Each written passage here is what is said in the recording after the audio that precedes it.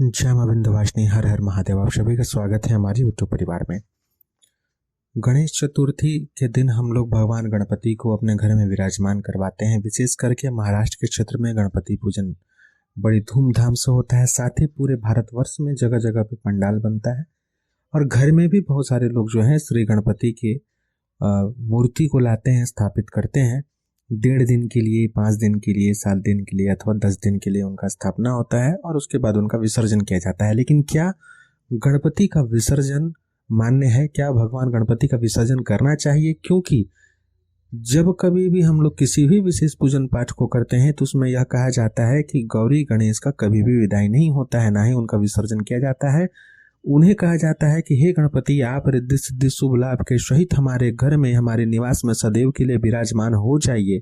और अन्य देवी देवताओं को कहा जाता है कि आप सभी अपने अपने लोकों को जाइए, लेकिन श्री गणपति को कहा जाता है कि आप हमारे घर में निवास कीजिए अपने पूरे परिवार के साथ में। लेकिन आज के समय में आधुनिकता की होड़ में इस चीज को लोग कितना विशेष महत्व दे रहे हैं, अनेक प्रकार के तर्क रख देते हैं। देखिए, वैदिक नियम, कर्मकांड और पौराहितिक कर्म जो है वो अलग विषय है, लेकिन एक गृहस्थ व्यक्ति के लिए सभी नियम जो होते हैं विशेष प्रकार के जो बने हैं वो गृहस्थ के लिए बहुत महत्व रखते हैं। उनके विषय में जानना चाहिए। आज इस विषय को आप सभी के समक्ष रख रहे हैं कि क्यों गणपति विसर्जन करने से दोष लगता है और किस गणपति का विसर्जन वास्तव में होता है। आप यह हमें तर्क देंगे कि यह तो पुराणों में, शास्त्रों में इस विषय को आप तर्क दे सकते हैं कि बोला गया है कि धूमधाम बाजे गाजे के साथ में विसर्जन करना चाहिए, भगवती दुर्गा का विसर्जन भी करना चाहिए। दुर्गा जी की मूर्ति का निर्माण, भगवान गणपति की मूर्ति के निर्माण के विषय में पूरी तरीके से बताया गया है। बिल्कुल सही बात है, बिल्कुल बताया गया है। लेकिन आप यह नहीं देख रहे होते हैं कि वहां पर श्री गणपति के जिस श्री विग्रह का निर्माण करने का जो प्रसंग है उसमें किस प्रकार की चीजों का प्रयोग किया गया है, किस प्रकार के श्री विग्रह के विसर्जन के विषय में बताया गया है, इसको कोई नहीं देखते हैं। भगवती दुर्गा की किस प्रकार की मूर्ति कितनी बड़ी, कहाँ कैसे स्थापित करनी होती है और कब उनका विसर्जन क्यों किया जाता है, इस विषय को हम नहीं देखते हैं और कहीं ना कहीं हम दोष अपने शीश पे ले लेते हैं। अब यहाँ पे यह तर्क देंगे कि बड़े बड़े लोग तो इतना बड़ा पूजा करवाते हैं, वो विसर्जन करते हैं, उनको तो कोई दोष नहीं लगता।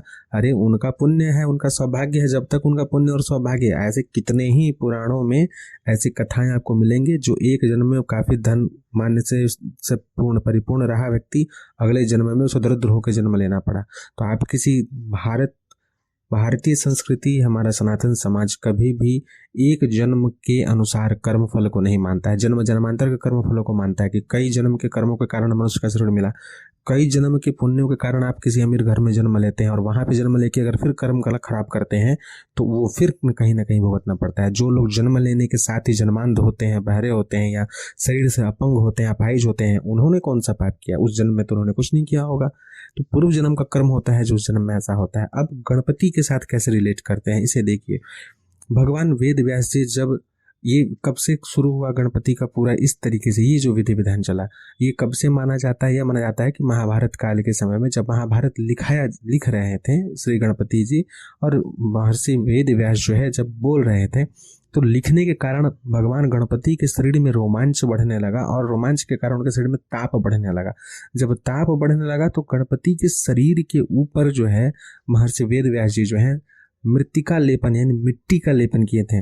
विशेष प्रकार के औषधियों को मिला करके कामधेनु गाय के दूध से बना हुआ धृत यानी कि घी को उसमें मिला करके, ताकि उनके शरीर का ताप कम हो, उनके शरीर के ऊपर लेपन किया गया जिससे कि वो शांत हुए और पूरे का पूरा कथा उन्होंने पूर्ण किया लिख करके।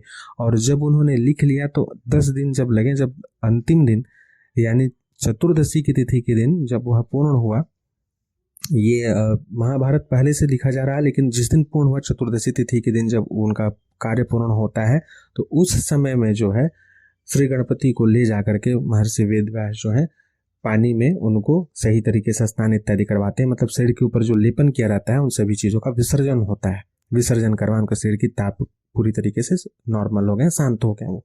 तो यहाँ से फिर शुरू हुआ कि भगवान श्री गणपति के चतुर्थी से लेकर के चतुर्दशी तिथि तक स्थापना करने के लिए। लेकिन घर में जो पूजन होता है उसका यह नियम होना चाहिए, या यह नियम है जो कि सर्वमान्य है घर घर के लिए, कि श्री गणपति के विग्रह को स्वयं से निर्माण करना।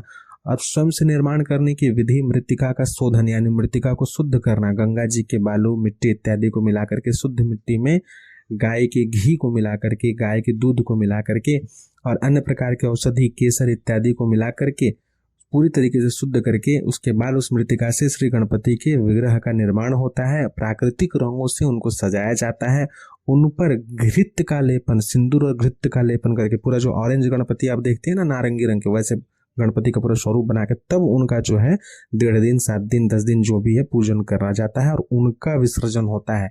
और चूंकि मृतिका शोधन के कारण उस मिट्टी में अनेक औषधियों का समावेश होता है, वो औषधि क्या क्या होते हैं मैं जरूर बता दूंगा, कभी लाइव में उसको डिस्कस कर लेंगे कैसे क्या है, मुझे भी देखना होगा, हर चीज हमेशा सदैव याद नहीं रहती। लेकिन जब वो विसर्जन होते हैं तो जिस जगह विसर्जन होगा, जिस नदी तालाब पोखर इत्यादि में उनका विसर्जन होगा, वहां का जल जो है उन औषधियों के कारण शुद्ध हो जाता है। और वह मृतिका जो है जब तलहटी में जाकर के बैठती है तो तलहटी में औषधीय गुण को देने के कारण वहां पर कोई भी अगर विषाणु कीटाणु हो तो उसका सर्वनाश करती हैं। तो इस प्रकार से यह एक प्राकृतिक पर्व हो गया, प्राकृतिक कर्म हो गया यहाँ पे। लेकिन जब आप केमिकल से बने हुए, आप देखिए फोटोज इस वीडियोज में लगा दी हैं, मुंबई का क्या हाल रहता है विसर्जन के बाद। जिस गणपति को आप घर में 10 दिन पूजा करते हैं, 10 दिन के बाद उन्हीं गणपति का ये हाल होता है कि ऊपर में चील कौवे घूम रहे होते हैं, कोई भी लात मार रहा होता है। इन्हीं गणपति का प्राण प्रतिष्ठा करके आप सुख की कामना करते हैं और इन्हीं गणपति का यह हर्ष आप सभी करके रखते हैं और तर्क करते हैं कि क्यों न विसर्जन करें। शास्त्रों में बताया गया, शास्त्रों में अपने नदी तालाब पर्वत समुद्र इत्यादि को गंदा करने के कारण, दूषित करने के कारण अनेक दुष्परिणामों के विषय में भी चर्चा किया गया है। पितरों का कोप, देवताओं का कोप, यक्षों का कोप भुगतना पड़ता है और व्यक्ति सोचता है हम तो गणपति पूजन किए 10 दिन और हमें यह क्यों कष्ट मिल रहा है। भाई आप क्या किए देखो, जब आप गणपति की बड़ी मूर्ति घर में रखें जो कि बाहर बना था, जिसमें किसी प्रकार के औषधीय पदार्थों का प्रयोग नहीं किया गया था, और जब आप उसका विसर्जन करते हैं तो उससे नदी तालाब जो है वो दूषित होता है। वहां के कीटाणु मरेंगे क्या, वहां तो अनेक प्रकार के विष बढ़ जाते हैं, जल में विष की मात्रा बढ़ जाती है। समुद्र में जब डाल जाता है तो समुद्र गंदा हो जाता है। तो बताइए, समुद्र को देवता माना गया है, भगवती लक्ष्मी के पिता के रूप में समुद्र देवता पूजित हैं। तो जब आप समुद्र किसी के पिता को, आपके घर को आप खराब कीजिएगा और वो प्रसन्न होंगी आपके ऊपर में, कैसे आप सोच सकते हैं? ऐसी मंद बुद्धि कहाँ से आपके भीतर आ गई, आप जरा सोचिए।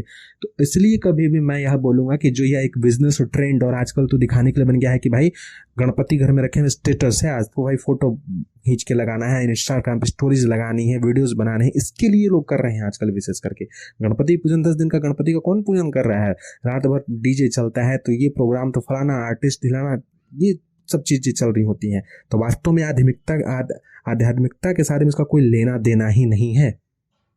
अगर आप आध्यात्मिकता के साथ में चलना चाहते हैं तो जो विधि विधान बताया गया है, जो शास्त्रों के अनुसार औषधीय गुणों से युक्त गणपति का निर्माण घर में होना चाहिए और उनका ही 10 दिन तक पूजन करके, या जो भी आप 1.5 दिन 5 दिन 7 दिन जो पूजन करते हैं उसके बाद उनका विसर्जन होना चाहिए, ये विधि होनी चाहिए। अथवा आप घर में जो आपके श्री विग्रह हो धातु से बने हुए, उनका ही 10 दिन तक पूजन किए और भगवान गणपति का विसर्जन केवल उसी प्रकार के जो प्राकृतिक औषधियों से युक्त होते हैं उनका विसर्जन करें, धातु इत्यादि का विसर्जन भी नहीं करना चाहिए। तो आशा करते हैं इसे आप समझेंगे। नदी तालाब हो या घर के, जब भी जल दूषित होता है तो वरुण देवता का कोप मिलता है। जल दूषित होगा तो घर के पितरों का दोष लगता है, पितृ कुपित होते हैं, पितृ उससे बहुत कष्ट देते हैं। वहां उपस्थित अगर कोई भी देव योनि से संबंधित शक्ति होंगे तो उनका श्राप आपको लगेगा, धन की हानि, जन की हानि, अनेक प्रकार के रोग, और आप बोलेंगे गणपति की है 10 दिन तक, फिर यह कष्ट क्यों? तो आशा करते हैं आप सभी इस बात को समझेंगे, अपने नदी तालाब पोखर समुद्र इत्यादि को गंदा करने से बचेंगे। आप स्टेटस लगाना चाहते हैं, आप इंस्टा स्टोरीज लगाना चाहते हैं, बनाइए प्राकृतिक गुणों से, औषधीय गुणों से संपन्न गणपति को, उनका पूजन कीजिए, लोगों को संदेश दीजिए कि हाँ ऐसा पूजन होता है, इस प्रकार से पूजन करना चाहिए, और उनका विसर्जन कीजिए ताकि नदी समुद्र जहाँ भी वह जाए तो वहाँ के जल को स्वच्छ कर दें, बल्कि गलत ना हो, वहाँ पे कोई भी चीज दूषित ना हो, और उससे हम सभी का, पूरे पर्यावरण का कल्याण हो। उससे पितृ प्रसन्न होंगे, उससे वरुण देवता प्रसन्न होंगे, उससे जल के जीवों का पोषण होगा, और उनका जब पोषण होगा तो कहीं ना कहीं उनका आशीर्वाद आपको मिलेगा, तब आप उन्नति करेंगे, तब समुद्र प्रसन्न होंगे, तब लक्ष्मी कृपा करेंगी। आशा करते हैं इस विषय को आप सभी समझेंगे, गलत निर्णय लेने से बचेंगे, सही प्रकार से प्रकृति का सेवा पूजा करते हुए आप अपने जीवन में आगे बढ़ेंगे। इस वीडियो को उन सभी के साथ जरूर शेयर करें जो गणपति पूजन करते हैं, महाराष्ट्र के लोगों के साथ विशेष करके जरूर शेयर करें, उन तक यह पहुंचना चाहिए, ऐसा मैं आप सभी से निवेदन करता हूँ। जय मां विंध्यवासिनी, हर हर महादेव।